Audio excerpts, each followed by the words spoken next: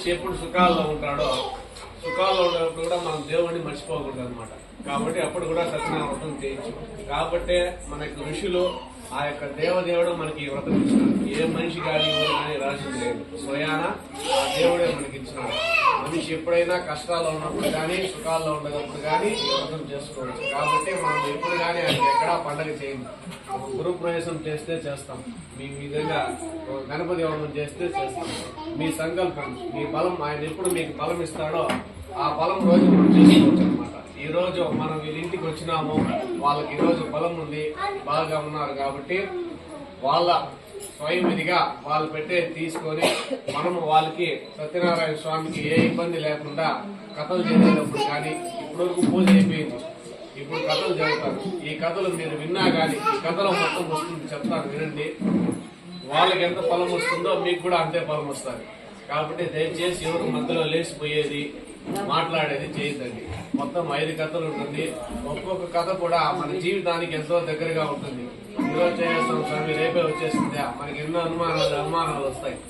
అవన్నీ ఋషులు దానికి సమాధానం కథలో చెప్పినారనమాట. కాబట్టి భక్తి శ్రద్ధలతో దయచేసి అందరూ అక్షంతలు పెట్టుకొని వినండి. 5 కథలు అయ్యేంత వరకు మీరు అక్షంతలు పెట్టుకోండి. మీరిద్దరు మాత్రం కథకి అక్షంతలు వేసి ఒక టెంకాయ కొట్టి నైవేద్యం చేసి మళ్ళా 2వ కథకి మళ్ళా 2 అక్షంతలు తీసుకోండి. మీరందరూ లాస్ట్ లో చివరిగా లేచి అందరూ ప్రదక్షిణ చేసి మీ మనసులో ఉండే కోరికలు పంచుకొని ఆ సత్యనారాయణ స్వామి పాదాల్లో వేసి నమస్కారం చేసుకోండి. సరేనా? మొత్తం 5 కథలు ఉంటుంది. భక్తి శ్రద్ధలతో వినండి. మొదటి కథ, శ్రీ సత్యనారాయణ స్వామినః వ్రతకల్ప ఆరంభ. మొత్తం 5 కథలు. ప్రథమ కథ చదువుతున్నాను వినండి. శ్రీమంతమైన నైమిషారణ్యంలో సౌనకాది మహర్షులు తమ దగ్గరకు వచ్చిన పురాణవేత్త అయిన సూతునికి మర్యాదలు చేసి అడిగిరి.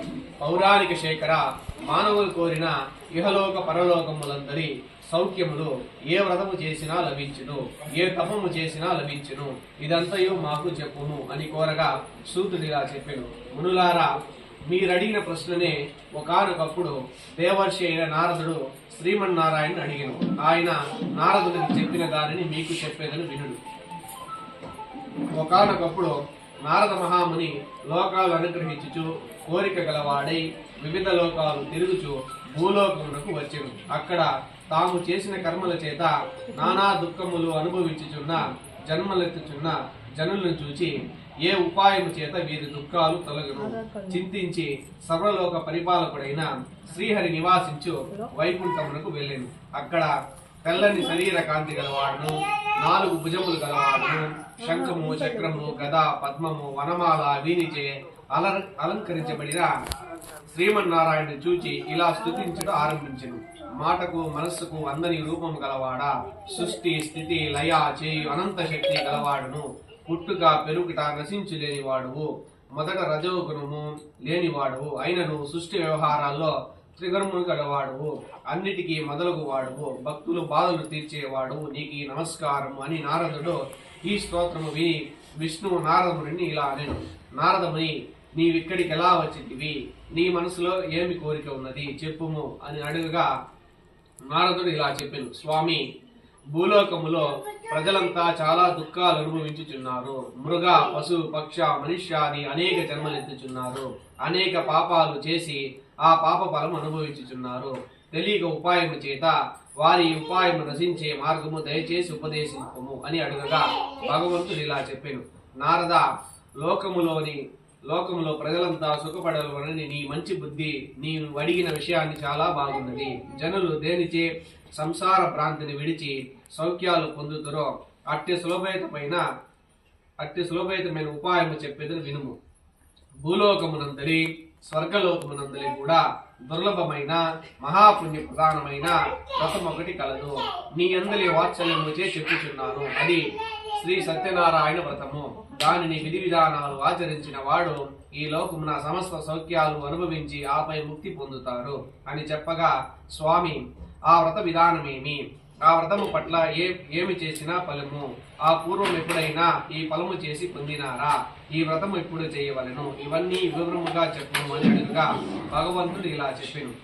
ఆ వ్రతము ప్రజల కష్టాలు విచారాలు పోగొట్టును, ధనధాన్యాలు వృద్ధి పొందును, సంతానము స్త్రీలకు సౌభాగ్యము ఇచ్చును, సమస్త కార్యములందు విజయము సమకూర్చును.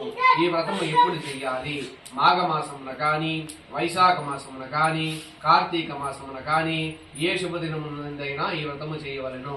యుద్ధ ప్రారంభములందు గాని, కష్టాలు కలిగినప్పుడు గాని, దారిద్ర్యం కలిగినప్పుడు గాని అవి తొలగిపోవడం కూడా ఈ వ్రతం ఆచరించవచ్చును. నారద, భక్తుని శక్తి బట్టి ప్రతి మాసమునందు గాని, సూర్య సంక్రమణ దినమునందు గాని శ్రీ సత్యనారాయణ వ్రతము చేయవలెను. పొద్దుటే లేచి దంతధావన, కాలకృత్యాలు, స్నానాది నిత్య కర్మలు ఆచరించి భక్తులు ఇట్లు వ్రత సంకల్పము చేసి దేవుణ్ణి ప్రార్థించవలెను.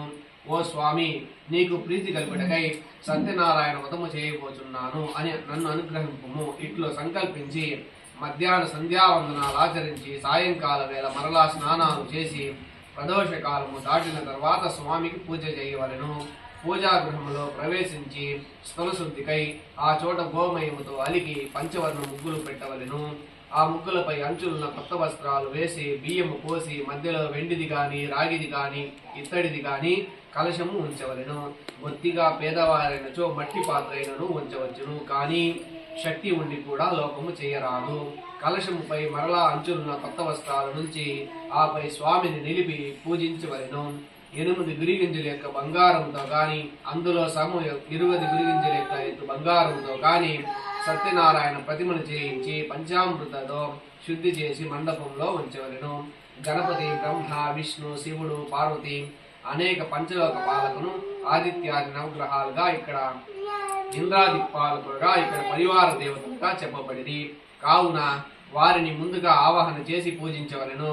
మొదట కలశంలో వరుణదేవుణ్ణి ఆవాహన చేసి విడిగా పూజించవలెను. గణాధ్యక్షాలను, కలశాలను, ఉత్తరాధికాలను ఆవాహన చేసి సూర్యగ్రహాలు, దిక్పాల గ్రహాలు, స్థానాలు ఆవాహన చేసి పూజించవలెను. ఆ పిమ్మట సత్యదేవుని కలశం నందు ప్రతిష్ఠించి పూజించవలెను. బ్రాహ్మణ, క్షత్రియ, వైశ్య, శూద్రాది 4 వర్ణాలు స్త్రీలు కూడా ఈ వ్రతము చేయవచ్చును. బ్రహ్మాది ప్రజలు ప్రకారము వైదిక పురాణ మంత్రాలతో, శూద్రులైనచో కేవలం పురాణ మంత్రాలతోనే స్వామిని పూజించవలెను. మనోజుడు భక్తి శ్రద్ధ గలవాడై ఏ రోజైనను పగలు ఉపవాసం ఉండి సాయంకాలమున సత్యనారాయణ స్వామిని పూజించవలెను. బ్రాహ్మణులతో, బంధువులతో కూడి వ్రతము చేయవలెను. అరటి పండ్లు, ఆవు పాలు, ఆవు నెయ్యి, సేరుంబాక, గోధుమ నూక, లేనిచో వరి నూక, పంచదార వీటన్నిటినీ కలిపి ప్రసాదముగా నివేదన చేయవలెను.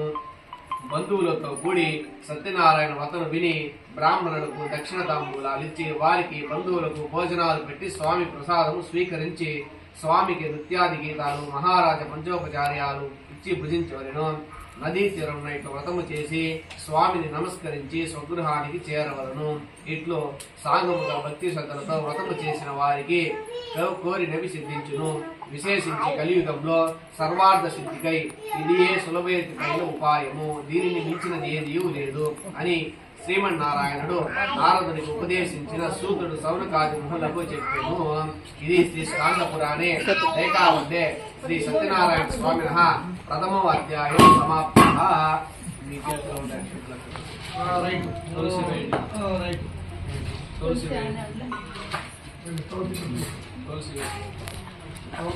स्वाहा चुपे स्वाहा स्वाहा स्वाहा स्वाहा स्वाहा गानाय स्वाहा ब्रह्मणे स्वाहा ब्रह्मणे स्वाहा ब्रह्मणे भास्वरं सत्यनारायण स्वामिनः प्रथमो अध्यायादि महानैवेद्यादिं समर्पयामि. अनन्तरेषु कर्पूरमङ्गल दिव्य नीराजनं समर्पयामि. ओम वासुदेवाय धीमहि तन्नो विष्णु प्रचोदयात्. गोविंदा गोविंदा गोविंदा गोविंदा गोविंदा गोविंदा गोविंदा. నీరు చల్లండి. నిరాంజన్యం సమర్పయామి. మీరు తీసుకోండి, అందరూ తీసుకోండి.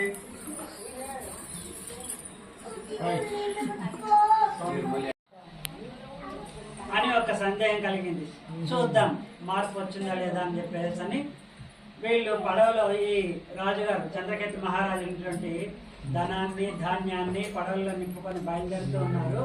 బయలుదేరినప్పుడు వచ్చేసి వెళ్తున్నారు. వెళ్ళేటప్పుడు కూడా వాళ్ళ మనసులో ఏంటంటే మనం నిర్దోషులు కనుక మనల్ని ఆయన ఏం చేయలేకపోయినాడు, మనల్ని విడుదల చేసి పంపించేసినాడు అనుకున్నారే కానీ భగవంతుని యొక్క కృప చేత మనం బయటపడ్డామన్న సంగతి వాళ్ళు గ్రహించలేదు.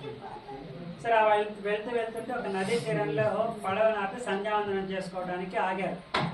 అక్కడికి భగవంతుడు ఒక వృద్ధ బ్రాహ్మణుడి రూపంలో వెళ్ళాడు. వెళ్ళిన తర్వాత అయ్యో పడవలో ఏముందని వీళ్ళిద్దరిని అడిగారు, మామాళ్ళిద్దరిని. వాళ్ళు ఏమన్నారంటే ఈ వచ్చిన వాడు సన్యాసి కదా, సన్యాసికి పడవలో ఏముంటే ఏమి ఎందుకు అనేటువంటి భావం ఒకటి.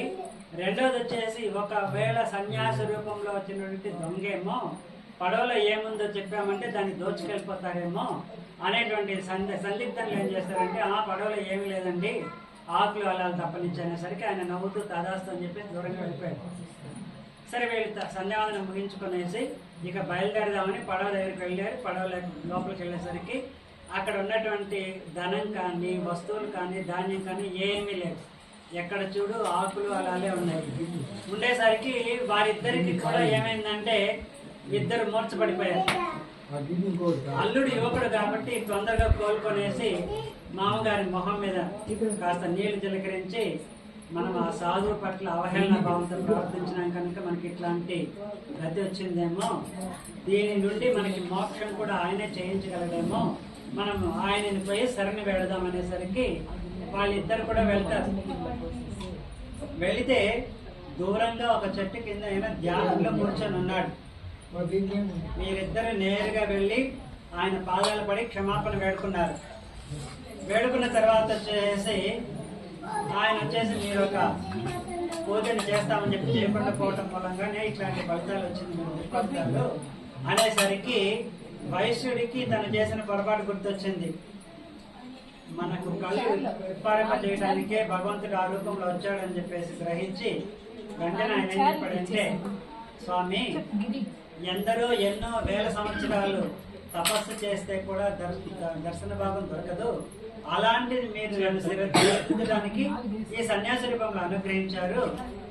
నా తప్పును తెలుసుకున్నాను, వ్రతాన్ని క్రమం తప్పకుండా ఆచరిస్తాను అని చెప్పేసి ఆయన కాళ్ళ మీద సాష్టాంగ నమస్కారం చేశారు.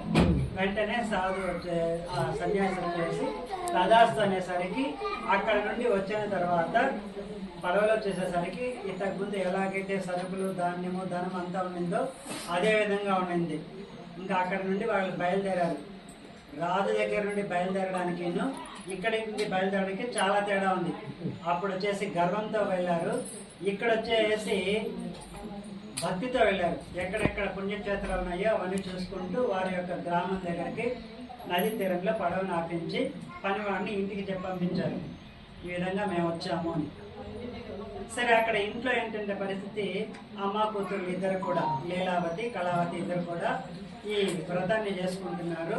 వ్రతం కూడా చివరికి వచ్చేసింది. చివరికి వచ్చేసరికి ఈ ఎప్పుడైతే పనివాడు వచ్చి చెప్పాడో భార్య ఏం చేస్తుందంటే చేతిలో ఉన్న అర్పించులు పూలు భగవంతుడికి వేసింది, ప్రసాదం హడావుడిగా తీసుకుంది, బయలుదేరింది. వెళ్తూ కూతురుతో అమ్మ కళ మీ ఆయన వచ్చేసాడు తొందరగా వచ్చేసనేసరికి భర్త వచ్చాడంటే ఆ ఆతృతలు ఏమేం చేసిందంటే పుష్పాలు వేసింది కానీ ప్రసాదం తీసుకోకుండా వెళ్ళిపోయింది. సరే కన్ను చూపు మేరలో అక్కడ కనిపిస్తుంది నది. ఆ నది తీరంలో వచ్చేసి పడవలో సరుకులు దింపుతున్నాడు భర్త. కానీ ఈమె చూస్తూ ఉండగానే పడవ ఆయన ఇద్దరు కూడా నీళ్ళల్లో మునిగిపోతారు. ఈమెకి బాధేస్తుంది, ఇక మనకు జీవితం ఎందుకు, మన కంటి ముందరనే భర్త చనిపోయినాడు కదా, నేను కూడా సాగమనం చేసి చనిపోతాను అని అనుకునేసరికి అప్పుడు భగవంతుడు అశరీరవాణి రూపంలో వచ్చి చెప్పారన్నమాట, అమ్మాయి ఇంటికి వెళ్ళి ప్రసాదంగా స్వీకరిస్తే అంతా శుభమే జరుగుతుంది. వెంటనే ఆమె పరిగెడితే ఇంటికి వెళ్ళి భగవంతుని మీద అక్షంతలు వేసి ప్రసాదాన్ని స్వీకరించి వచ్చేసరికి అక్కడ అల్లుడు పడవ తేలేరు, అన్ని వస్తువులు ఉన్నాయి, అన్ని దింపుకున్నారు. ఇంకేం కథ సుఖాంతమేగా వెళ్ళిపోదాం అనేసరికి వాళ్ళ నాన్న ఒప్పుకోడు వైశ్యుడు. అక్కడికే బ్రాహ్మణుని వాళ్ళని పిలుచుకొని వచ్చి వ్రతాన్ని ఆచరింపచేసి తర్వాత బ్రతికినంత కాలం కూడా మకర సంక్రమణ రోజున పౌర్ణమి రోజున పర్వదినాల్లో ఈ వ్రతాన్ని ఆచరిస్తూ బ్రతికినంత కాలం కూడా సుఖ సంతోషాలతో ఉండు అంత్యంలో వచ్చేసి స్వర్గాన్ని చేరుకున్నారనమాట. ఇది 4వ కథలోని సారాంశం. ఇంకా ఎవరైనా ఫలితాన్ని పొందడాలనేటప్పటికీ అప్పుడు సూత మహర్షి చెప్పుకుంటూ వచ్చాడంట. ఒకనొకప్పుడు ఒక రాజ్యాన్ని తుంగభద్రుడైనటువంటి మహారాజు పరిపాలిస్తున్నవాడు. అతను మంచి దైవ చింతన కలిగిన వాడు. ప్రజలందరినీ కూడా కన్నబిడ్డల్లాగా చూసుకుంటూ ఉండేటువంటి వాడు. ప్రతిరోజు కూడా ఆలయానికి వెళ్ళడము, పూజలు చేయడము, బ్రాహ్మణులకి దక్షిణలు ఇవ్వడము ఇలా చేస్తూ ఉన్నాడు. రాజ్యం సుభిక్షంగా ఉంది.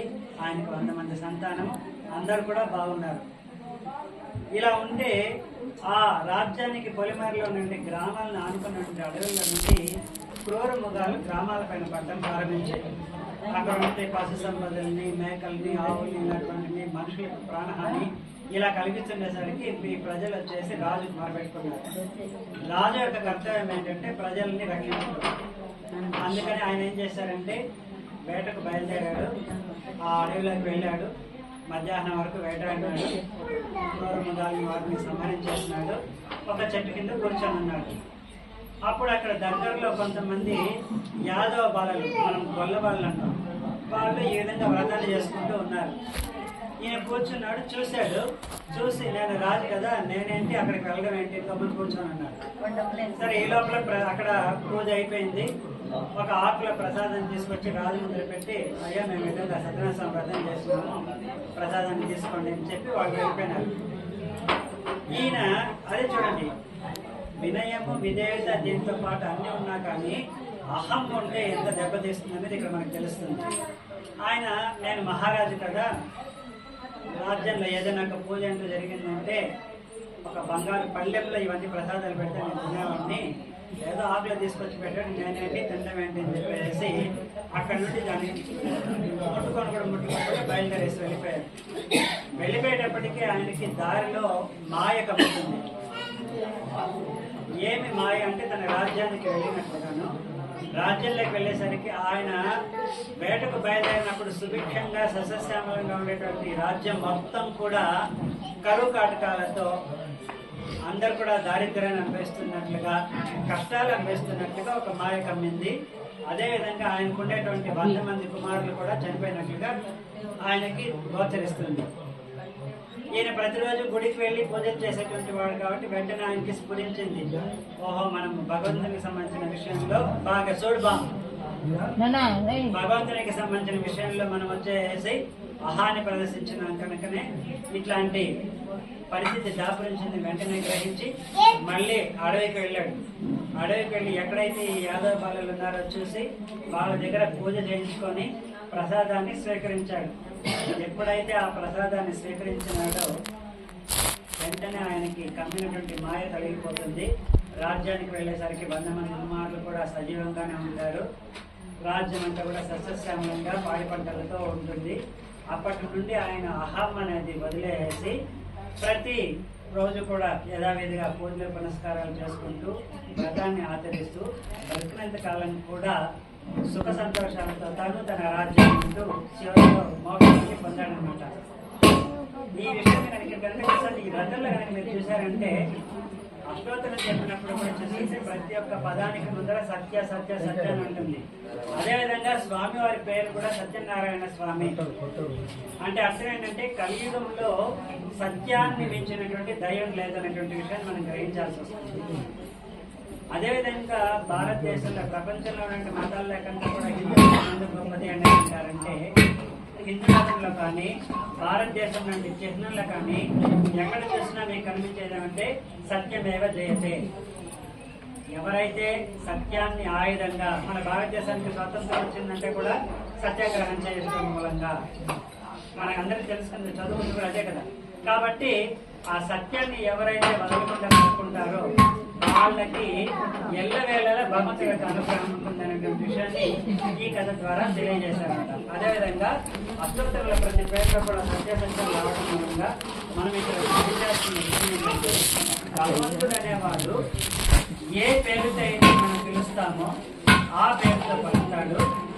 ఏ రూపంలో అయితే మనం పలుస్తామో ఆ రూపంలో మనకు దర్శనాన్ని ఇచ్చి మనల్ని అనుగ్రహిస్తారనే విషయాన్ని ఇక్కడ మనం గ్రహించాల్సి వస్తుంది. అందుకని ఈ దేవుణ్ణి సత్యనారాయణ స్వామి అనేసి కొందరు, సత్యదేవుడు అని కొందరు, సత్యదేవుడు అనేసి కొందరు, ఇలా రకరకాల పేర్లతో పిలుస్తూ ఉంటారు. ఏ పేరుతో పిలిచినా, ఏ రూపంతో పిలిచినా ఆయన చేసి అందరినీ కూడా, అందరి పట్ల కూడా సమానమైనటువంటి అనుగ్రహాన్ని ప్రసాదిస్తాడనమాట. అదేవిధంగా వచ్చేసి ఏంటంటే ఆయనకు కావాల్సింది పటాటో పాలు కావు. ఎవరైతే మనస్సుని నిశ్చలంగా లగ్నం చేస్తారో, భగవంతుడి పైన లగ్నం చేసి పూజ చేస్తారో వారికి కుల, మత, జాతి, వివక్షత, ఏది వర్ణ భేదాలు ఏవి లేకుండా కూడా అనుగ్రహించాలన్నటువంటి మనం గ్రహించాలి. అదేవిధంగా ఈ కథ ప్రారంభంలోనే మనకు ఒక విషయం తెలియజేసి ఉంటారు. అదేంటంటే ఎవరైతే ఈ వ్రతాన్ని ఆచరిస్తారో, ఎవరైతే ఈ వ్రతం ఆచరించే చోట ఉండి ఈ కథని ఆశాంతం వింటారో వారికి భగవంతుని యొక్క అనుగ్రహం ఎలా ఉంటుందంటే, చేసిన వారికి ఎంత పుణ్యఫలం అయితే ఉంటుందో అంతే పుణ్యఫలం అందరి పట్ల వచ్చేసి భగవంతుని యొక్క అనుగ్రహము ఉంటుందనేటువంటి విషయాన్ని మీరందరూ కూడా గ్రహించండి. అదేవిధంగా వచ్చేసి ఈ రోజు ఇక్కడ మీరు శివ దంపతులు ఆచరించే వ్రతంలో పాల్గొనడం తద్వారా భగవంతుని యొక్క అనుగ్రహానికి పాత్రలు కావడం ఇవంతా చాలా సంతోషకరము. ఆ భగవంతుని యొక్క దృష్టి, అనుగ్రహము మీ పట్ల సదా ఉండాలని ఆకాంక్షిస్తూ ఓం తత్సత్. గోవిందా